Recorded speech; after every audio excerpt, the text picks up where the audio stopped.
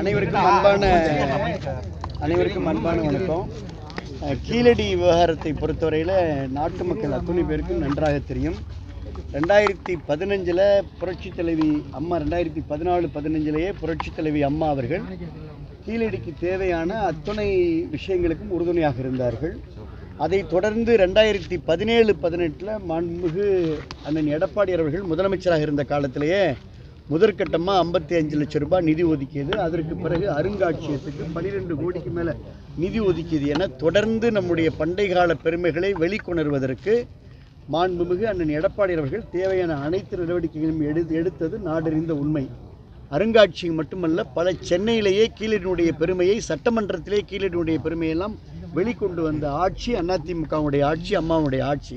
ஆனால் இன்றைக்கு அதையெல்லாம் மறைக்கின்ற வகையில் திராவிட முன்னேற்றக் கழகத்துடைய ஐடி விங், குறிப்பாக ஐடி விங்குடைய செயலாளர் இருக்கக்கூடிய அமைச்சராக இருக்கக்கூடிய டிஆர்பி ராஜா அவர்கள் தனிப்பட்ட கருத்து மோதல்கள் இருக்கலாம், கொள்கைகள் மோதல் இருக்கலாம், ஆனால் மாண்புமிகு அண்ணன் எடப்பாடி அவர்கள் அனைத்து இந்திய அண்ணா திராவிட முன்னேற்றக் கழகம் என்ற ஒரு மாபெரும் மக்கள் இயக்கத்துடைய பொதுச் செயலாளர், இன்றைக்கு சட்டமன்றத்துடைய பிரதான எதிர்க்கட்சியினுடைய தலைவர், நாளைய தமிழகத்துடைய 26 அவர் தமிழ்நாட்டுடைய முதலமைச்சர்.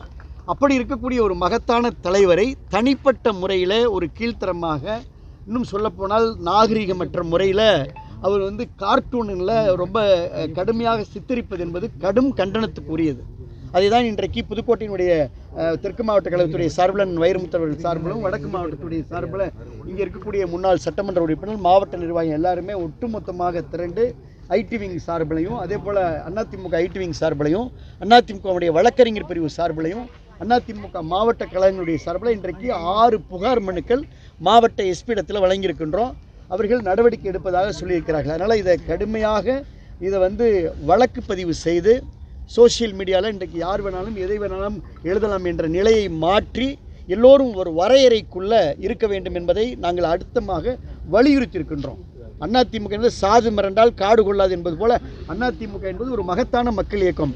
இதை சீண்டி பார்ப்பவர்கள் யாராக இருந்தாலும் தூக்கி அடிக்கப்படுவார்கள். மக்கள் விரைவில் தேர்தல் நேரத்தில் இதெல்லாம் மனதில் வைத்துக்கொண்டு நல்ல முடிவு எடுப்பார்கள் என்று நாங்கள் எதிர்பார்த்து கொண்டிருக்கின்றோம். அதனால் இதை கடுமையாக நடவடிக்கை எடுக்கணும், இல்லைன்னா அடுத்த கட்ட போராட்டத்தை அனைத்து இந்திய அதிமுக முன்னெடுக்கும் என்பதை இந்த நேரத்தில் எச்சரிக்கையாக தெரிவித்துக் கொள்கின்றோம்.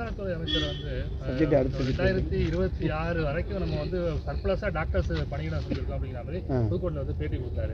அதை நம்ம எப்படி பார்க்கணும்? ஏற்கனவே அதிமுக சார்பில் பணியிடங்கள் இல்லைன்னு நம்ம சொல்லியிருக்கோம். இப்போ 2020 ஒரே ஒரு பதில் தாங்க. அதில் எம்ஆர்பி என்பது அதிமுக ஆட்சியில் அம்மா கொண்டு வந்தது, டிஎன்பிசிக்கு இணையாக.